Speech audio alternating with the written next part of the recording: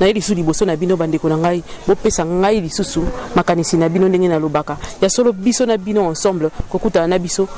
esalaka na benga ko libaku malamu parce que yango mu te permettre parce que to bima lisusu information ne se tozali ko yela bino musika na yebisaka bino ko soki na ye na sika ya likama to pe ya likambu o ezali ko revolter motema nanga nazaka na posa opesa mbote te mais na kopesa mbote na ye moko le champion Papi Abedi Bilanga Makofi donc na pesi mbote seulement parce que c'est mon boss et on a pesi mbote na sima caméra na zali bongo na mi balé lokola ngai bazana nga ensemble na pesi mbote na Gamos pe na Josué Fumu otoza na ye tozana bango na kati sika na yeli bino sango moko ya pasi pe ya mawa ba policière tozali ko lelela ngo tongo midi poko ezali ko silate bavire policière chaque jour tozali na ba drame tozali na ba problème ezali kokoma na kati na biso ba liwa moko tokanisa kité topongisa kité ezali kokoma kasi pasi na mitema na biso ezali que ceux qui sont en train d'être tués là ce sont des Congolais des jeunes Congolais qui sont l'avenir de demain bazali ko ote bango vika kaboye loko le lokote et puis les kanika ka soma kelele et les kani bato balobeli yango te basali ba marche te ba tamboli te ba réclamer te mais ko le kende musika ezali lisusu ko yeba que injustice ezali ko vendre ezali ko gangrener entre dans la population pour nanini naki ko memino yo kalisolo oyo ya jeune garçon ya 20 ans likolo ya arrestation moko zo yeba na mutute ba torturer jusqu'à trouver la mort ndenge nini ko salam pasi oyo parents oyo aboti mwana na ya bokoli tia ko kisa 20 ans boyebi yango na mboko ya Congo oboti mwana na yo tangisi allocation familiale les alakate sociale les alakate elokote na ke na kati po kanda na ngeza makasi mingi boyo ka lisolo ndenge ni mama ko betela biso détail ya ndenge ni mwana na ya zwamaki tina esika pake ko kufa na nini eza ko leka sikoyo population congolaise fongola miso fongola matoi comprendre yo ka pe kotaka makambo okuta ina lisolo ya boy soko partager yango te soko za mutema mabe koloba kaka te ke fo chef de l'état nda ya ko sa de loko koloba te ke fo député moko nda ya ko kota makambo oyo non biso na yonde photo partager to yeba rocha makele pour que justice ça mapona mwana o to kele bino na kati po yeba komona somo nini ya liwa pe somo nini ya makambo elekani na kati ya ndako oyo we elongoli ya sengo na kati ya na elongi ya ba parents ya mwana oyo to pe na famille ya mwana o to kele bino elongona. Donc nous avons observé tout à l'heure tout ça qui na Monga Fula précisément na quartier Mama Mobutu. Donc musika te na cité verte et sika wapito zali et sika au drame et salamaki ya jeune nabiso jeune leki nabiso ya 20 ans asili kokufa kombo ya Joël toye ko mona maman toye ko mona famille pour te partager na bango douleur au to ezali bazali ko traverser na ke ko pesa maman mbote poto beta na eli solo en long et en large alors pesa ngai makanisi na yo zwap vidéo partager yango partout dans le monde et sika wapiko ko zala partager on a maximum ya bato oyo yebi na répertoire na yo na entourage na yo parce que toningi justice ça la mapona jeune nabiso asili kokufa il faut vraiment justice ça nima mais ndenge ni to sala ngo soki yo pandisa ngote po baye bakelika momoko ezali ko subir injustice quelque part izali na yeko pesa maman mbote maman bon bien kimeza te yaya kimeza te maman ozali maman ya Joël naza maman Joël azali mwana kantie mwana na yo Joël azali mwana ya 6e mwana na yo vous en avez combien na minute naza na 8 personnes nazaka na 9 siko Joël nda wuchiko kufa na chika na 8 Joël akufi depuis mukolonini nini nde lekani na liwa ya Joël betela biso lisolo bandeko balandi bayi ba ko comprendre Joël ezaki mardi na yebise Joël zo bilamba osokola bilambe ko panzana nda kuboite Joël azwi na bilamba abanyi osokola libanda ya porte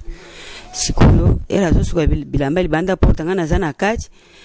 nayo kaka libanda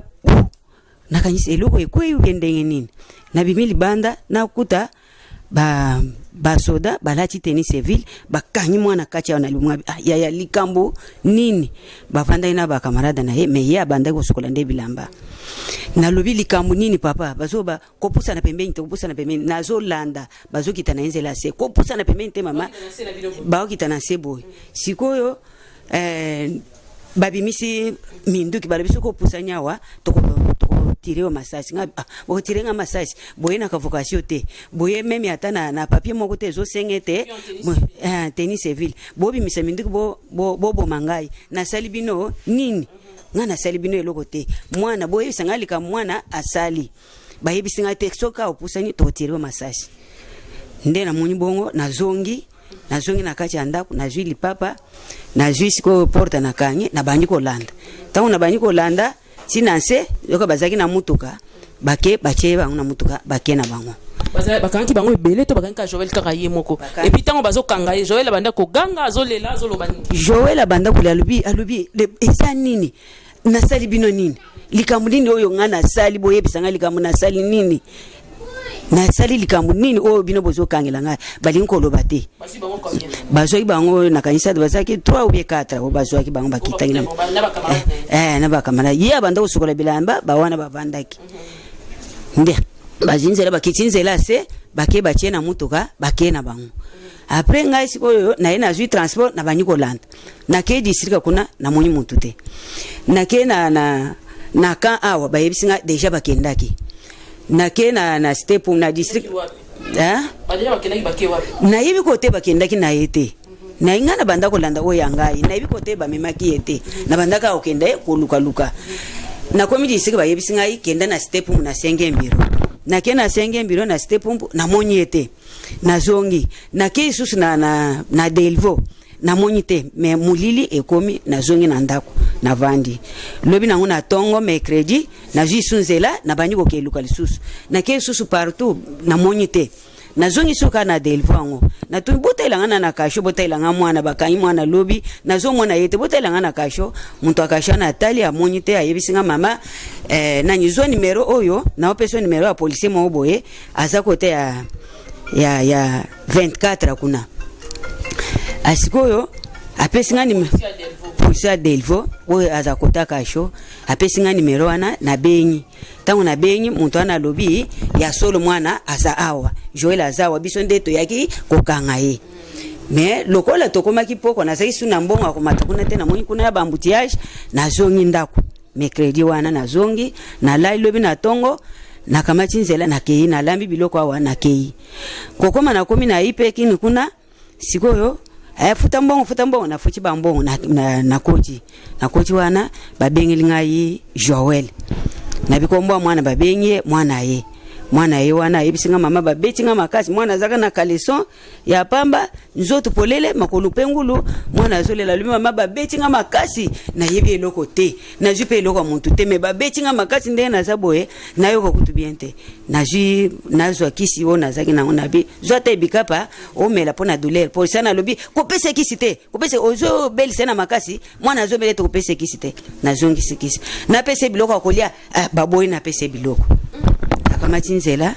na vandi wana bazobengana nga balubi kende aba batele makate kamera general ezo la kisawa lungwa kende na yeko bima wana na zongi siko Joël nano ayebisinga lobi mama na sambi bayebisinga yi na za innocent mekenda lobi na district kuna bazana bezo na yo okenda bokutana na bango wana Joël azoyebisanga ba police wana te tosole na ebongo lobi nango vendredi na jinzela na ke district amatoke malembe obimbisi basambi aza innocent sur affaire nini ayebisinga kaka bongo balakisinga penya te mutu pa sambisi na yebi pe yete ayebisinga kaka mama na sambi bayebisinga oza innocent mais lobi vendredi lobi kenda na district okekutana na bango nde na ju vendredi na zongi awa vendredi na kamati nzela na zongi na ke district tango na ke bazeli singa o zela nano tozo ya wana tozo kutana na bango na ba police wana police ona zaki na numero ne to banda na yeba ki payete me to so la kana numero sikoyo nda yebisinga zelanga wana na zoya na zeli bango baye to kutana bango na ba 15:30 to kutanya wana siko ole to kota na biro to kochi na biro te to kota na bar ngabi wana vendredi ngabi likambo eza na biro ubie komi susu na bar ndenge nini yo yaka kaka to solola na botika courage na kochi wana tauna kochi na munyimba ngomba vanyi misatu ngape na zanga moko to vanyi wana to vanyi ko solo mama likambo ezawa pese biso $300 to bongisa dossier pona mwana na yo abim ngabi mbongo bapesa kana biro siko ekomi na pembeni boye ndenge nini bola kisanga penya oyo asambisi mwana oyo afunji mwana bala kisinga penya te baisinga ka mbongo oya pena telefone weza na ndako ngabi telefone ezalia nani bayibisinga ilokoto yakaka na mbongo na kamaji mbongo na zangi na $50 na pesi bango $50 na pesi bango asikoyo nakamati nzela na ye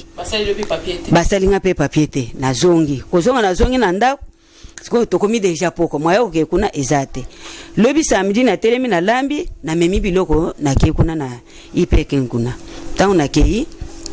sikoyo na kochi wana kaka pesa mbongo ndo pesa boy na pesi na komi wana po babengela nga mwana babengi Joel na moni karso moko abimi na porte ayebisi polisi wana soka ayebisi polisi wana nini tena mani mwambira polisi chinganyi mwabana tena mani chinyi mwakwamba to mwana polisi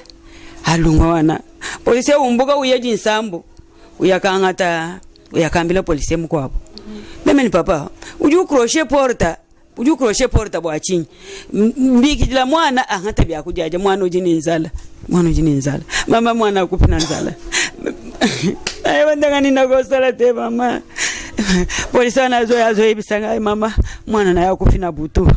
mwana ya kufakina butu apike igiriza kufina butu na bia ya ngana tiki mwana mobimba siko yebisanga mwana akufi ndenge nini o mama lungo ngwawa kende kamera general zawa kende awa balela kate bimoke na ngabi papa bino bobo mi mwana siko yebisanga na kende me boche na morka nini yebisanga o kende kuluka na ba morka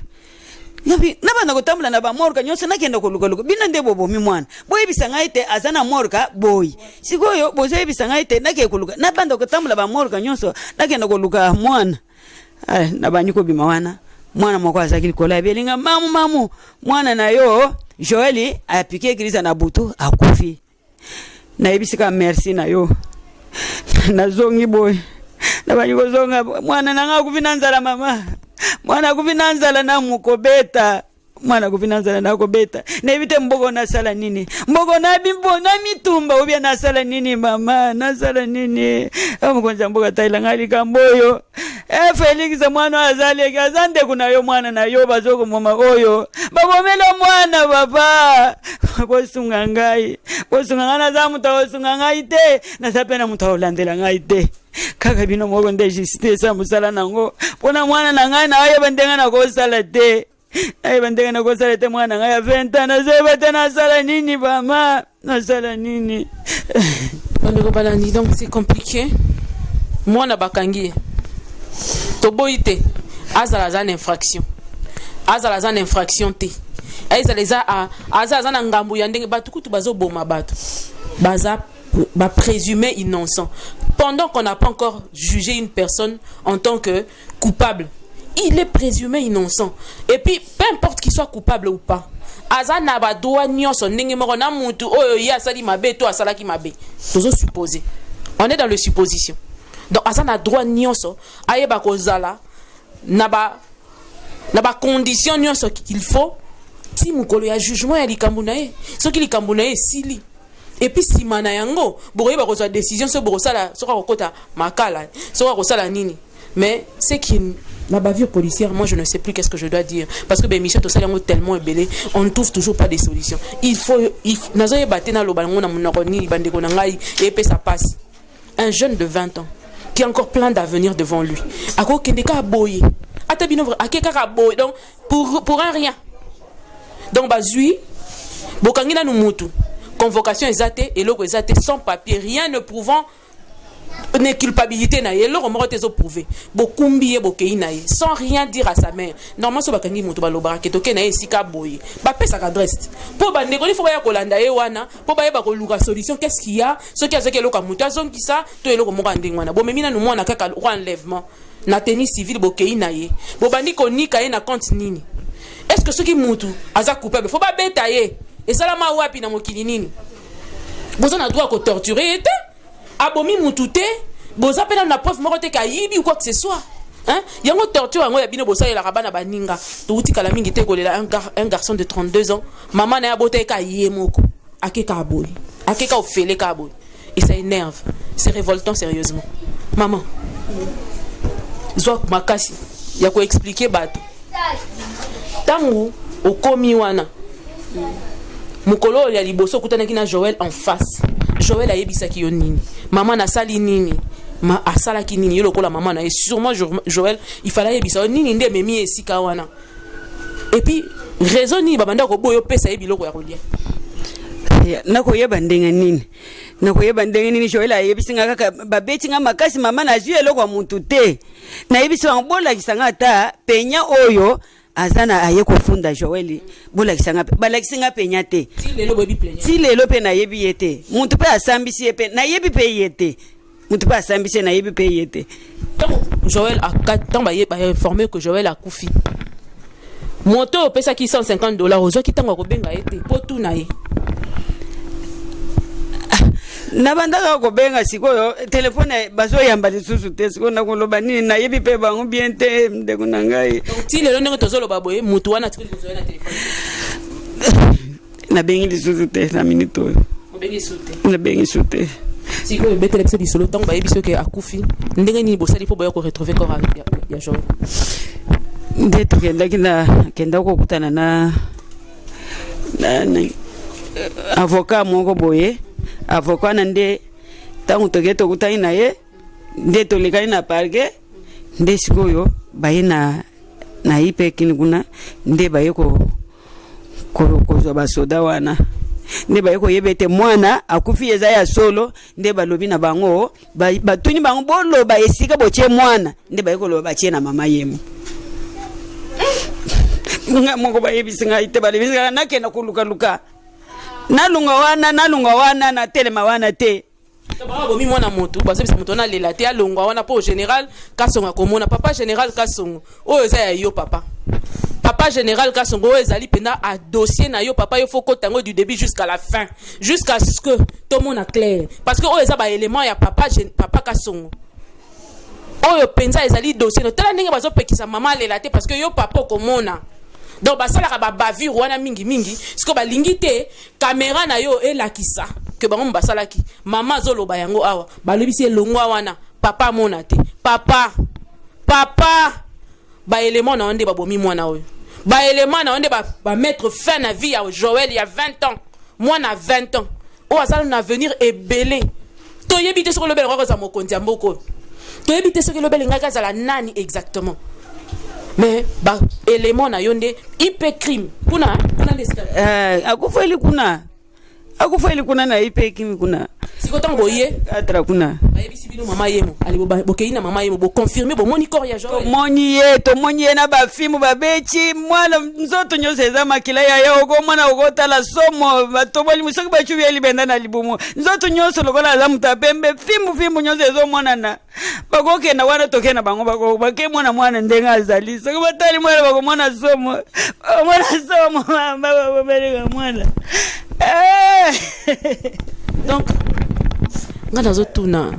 oyiba ezala makambo mosusu esisaka na nga maloba nazali bela oni naloba te je ne sais plus qu'est-ce que je dois dire dans ce pays les gens meurent matin midi soir l'injustice ezobattre plein nango tokelela wapi soki na mboka na biso moko tozozanga sécurité tina niveau oyo soki na propre mboka na biso toza na moyen ya koloba ke toza à l'abri te yango na fois bomisa na ba pays voisins yango bazo tout babiso bilo nde bakoko tout bela biso na ba pays voisins ces gens là qui sont appelés policiers baza ba policiers modèle nini pona komema mutu oyo nanu basambisi ete basali eloko te bo torturer ti ba mitolo na yebimisa ba makila mama bozana ba photo ya Joel wana ya eta beaucoup ezali tokotela bino yango bino moko bomona ndenge nini ezali sikoyo dossier eza na niveau nini ne sika oyo tofandi oyo dossier eza na niveau mama naye mandenga na kosala te eza siko na parke po parke nde kenda ko vivre te mwana azana na mort ko na mama ye tofundaki bango bakangi pe bango basodo bayai ko kanga ye awo bayebisi bino kasi plaignant yango afundaki ezali mpona nini nanu bayebisi biso te na toke ite bongi tokenda su lendi toketala soki bakolakisa biso penya yango liloba moko kombo ya Joel ezalaki nani komone ya mboka abotami wapi et tout ça là parce que biso moi détail na ye aza déjà diplômé aza na niveau nini et tout ça là betana lisolo mukia Joel abotami na Kinshasa aza mwana ya 2002 aza wana abotami na Delvaux la maternité Delvaux nde kombo na ye kubela kabon Joel nde to benga kena ndako Joel azwaki diplôme na ye Joël abanda kotanga na panafricain atangi ane moko mais ane oyo lokola papa na yabelaki makasi moya continue ezaki tende akataki atanga bana ida premier graduate abandaki awa na panafricain kuna ndi abandaki kuna. Message nous relancer na chef de l'état na bato nyonso bazolanda yo pona kao yo komelio comme ça tota la peine nani wa ko bakisa liloba pona tozwa yo nazo bisa mokonzi moko place wana vanyi kuto nakoma ko nako banga nako tambola musu bako ya kokotela ngai susu babo manga nazo yeba tendenga babo mi mwana nazo mokonzi mboka asunga ngai nazo suna mtu akosunga ngai te nazo mtu akosunga ngai te nazo pera mtu akolebela ngai te kaka bino nde mama nyakero otala te semeki na akufi boye semeki na akufi ka boye na bo mwana boy osunga ngai nazo banga kutu ndenga nazo boye awa na minito lokola sana batu nde nazo mwana mwabe tangu batu bakokende na yeba tena kuvanda ndenga nini awa yeba tena kuvanda ndenga nini. Merci beaucoup maman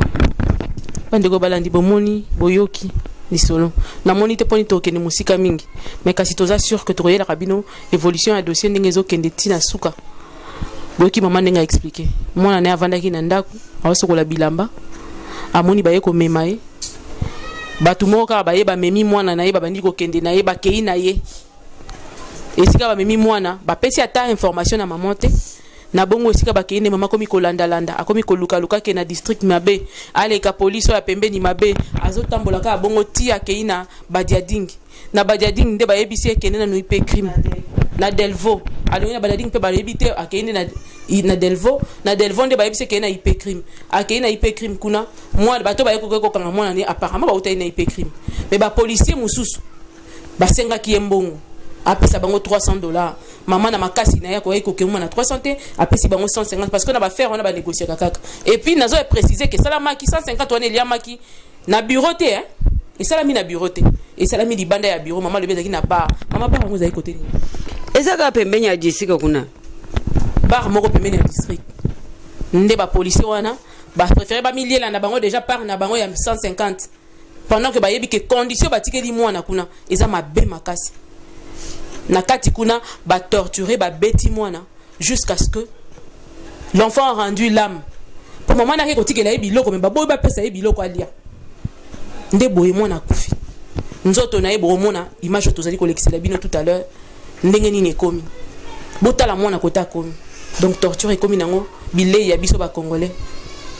soki bokanginga boyebi na noté soki nazali coupable ou pas on me torture jusqu'à rendre l'âme jusqu'à prendre mon âme. C'est là où ça fait trop mal. Et ça la passe. On n'arrêtera pas de parler de ça. Toko lembate ko ganga ko loba libosa ba itando ikepe minene. Na bisa kabino ngai na saka na sima ba dossier eza ya bongo nenga naza.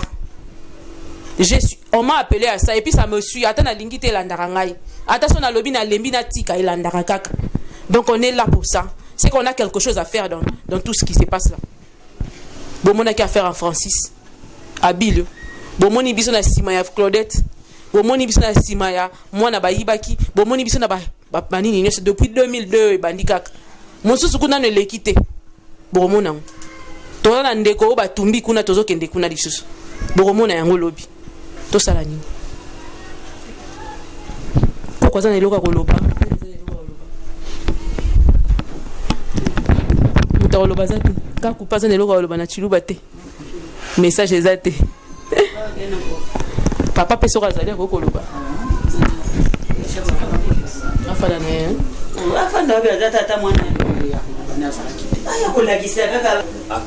Bandeko balandi ndenge tuti kolamba mama boyi ndinga lobi kasi siko papa ya Joël pe fona sana liloba moko ya Koloba. Papa bonjour. Bonjour. Papa yo papa ya Joël. Oui, ngande papa ya Joël. Oko Koloba nini pendant que mokili mobimbe yo landa yo ezotala yo. Vraiment nazuka mwana oyo meme na quartier tango baye kukanga mwana wana batu bakamwe balobi mwana oyo penza azaka na problème na mutu to baye kukangile nini parce que tango baye kukanga ye ngana zala kite oyo mama utiko yebisa bino nde ayebisi ngai ndenge lekanaki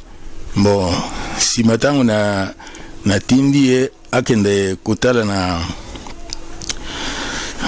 5e bureau awa parfois bakiena mwana kuna tango akikuna akuti mwana te o kende utala na ipekiri ya Delvaux akie kuna o azali awo te o zonga kaka na matarikibala aya atali susu batindi eti na senge mbiro na pumbu atali rien bon sima toke na ake kuna na balobi fo azala na ipekiri ya 24 novembre na ibisi ake kuna tango komi kuna o bakangi mwana nga ya boy na boy comme ya bandimi pona kukota o première barrière il faut pesa 5000 alobi 5000 nazana ngute nazana moi 2000 apesi 2000 deuxième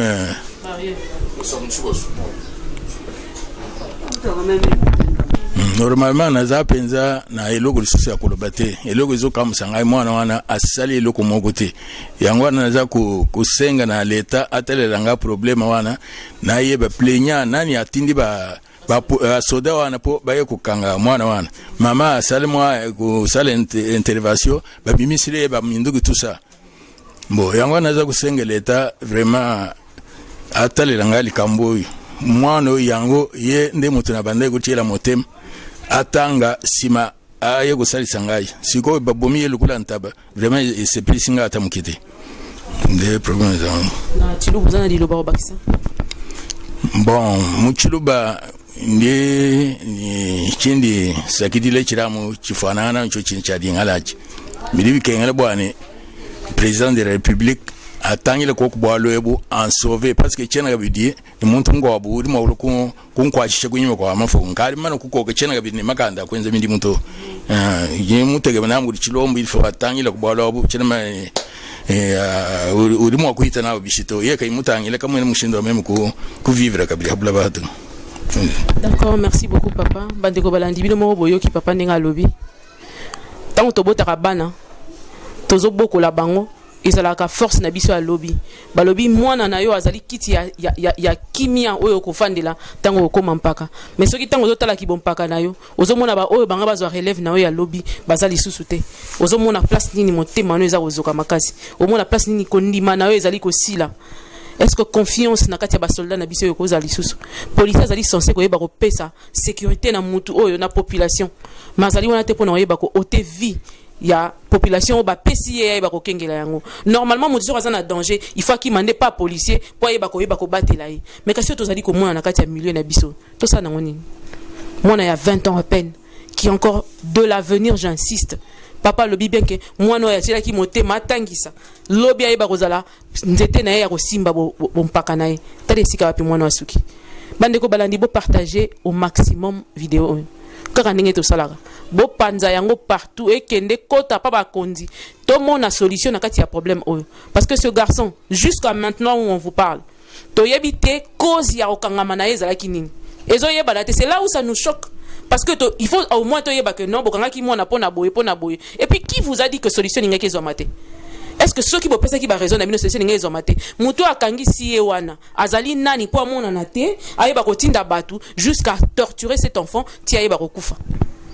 toza na posa na to yeba yende tozo luka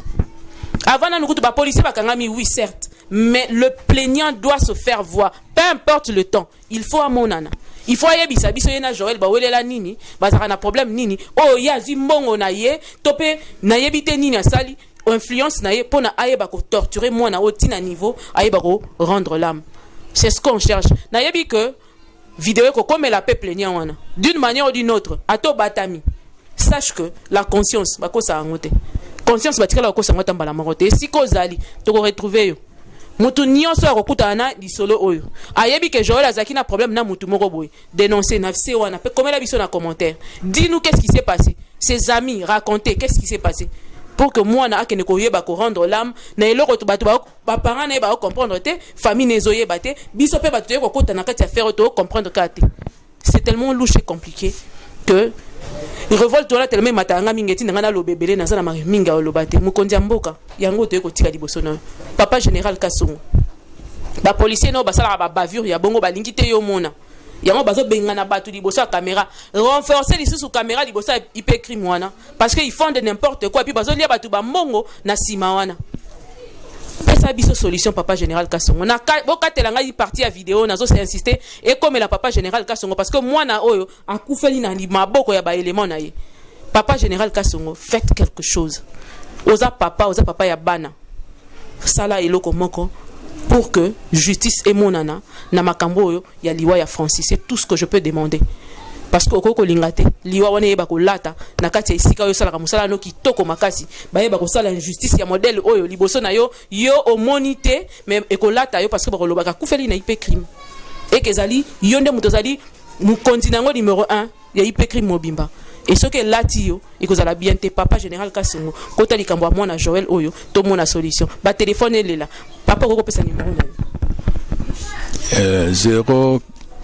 084 060 59 28 084 060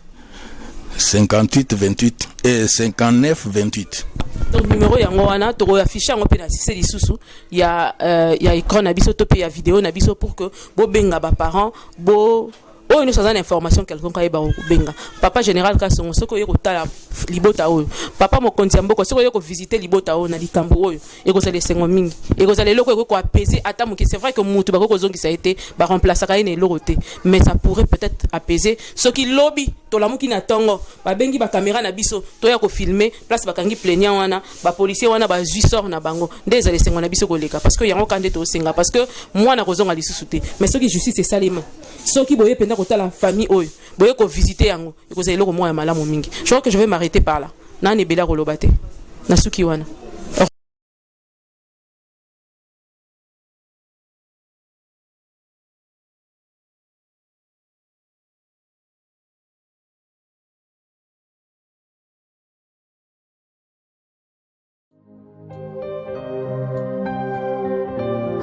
Bonjour, je m'appelle Blondine Lucie. Je suis la fondatrice de l'association Nathan Lucie. Je suis mère de famille, j'ai 4 enfants, dont l'un d'eux est autiste. L'autisme, c'est un sujet qui me touche personnellement. Et c'est ce qui m'a motivée à fonder l'association Nathan Lucie. Aussi, il y a dans le monde, et plus particulièrement en RDC, mon pays, beaucoup d'enfants qui sont mis à l'écart. Je connais les problèmes que vivent au quotidien les parents et les enfants. Je pourrais apporter à tous ces parents toute mon expertise et mon expérience qui ne leur sont pas toujours prodiguées. Ce que je tiens à dire, c'est que chacun d'entre nous a certainement dans son entourage quelqu'un qui souffre de l'autisme en silence. Car c'est un sujet tabou, surtout chez nous les Africains. On a honte d'en parler. Aujourd'hui, avec l'association Nathan Lucie, je souhaite mettre en place des initiatives concrètes et à long terme pour leur venir en aide, comme la rénovation des écoles, l'achat des matériels et la construction des écoles spécialisées. Bien sûr, je ne peux pas vous promettre que je vais tout révolutionner, mais avec votre aide, on peut mettre en place des actions concrètes à notre niveau. Pour cela, j'ai besoin de vous pour nous faire connaître et pour récolter des dons pour nos premières actions. Pour nous faire connaître, c'est très simple et vous en avez le pouvoir. Il vous suffit d'aller sur nos réseaux sociaux comme YouTube, Facebook, Instagram, de les liker et de partager en mettant si possible un petit message de soutien. Pour ceux qui souhaitent aller plus loin, faites un don que vous pourriez déclarer aux impôts. Et pour ceux qui veulent en savoir plus sur l'association, n'hésitez pas à nous envoyer un message via les réseaux sociaux ou par SMS ou encore WhatsApp. Par avance, un immense merci à tous.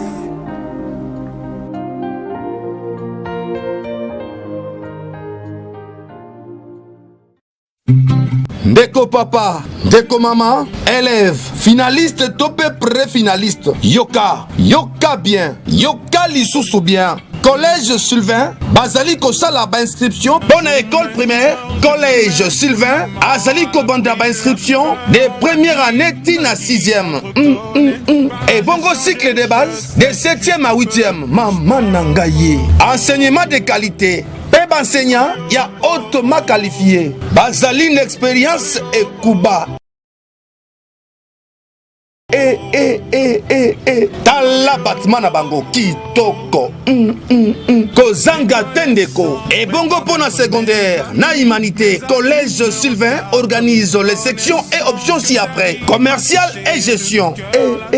coupe couture hôtellerie construction latin philo maman nangaye scientifique pédagogie générale électricité générale mécanique générale ya boina zanga kozanga tendeko yo moto sala examen d'état mbala mbala ozwaka te occasion ya ngoyo okanga bakoko na banoko bandoki tala yaka kozwa diplôme na yo na collège Sylvain bango baratakate 100% sûr collège Sylvain formation ya solo formation ekuba ndeko otangisa mwana na yo na ba école moko mwana zwaka mayele kaka te tala kimambango na collège Sylvain bamba te kuna formation ezali ya kitoko formation elenda be ekuba ba formateur bango moko bazali bien formé mama nangaye adresse avenue Ntsakala numéro 14 quartier Kimpe na Binza Delvo na commune ya Ngaliema. Référence météo André Baumbu. Téléphone benga na lombango penza oba bombela yo place. Au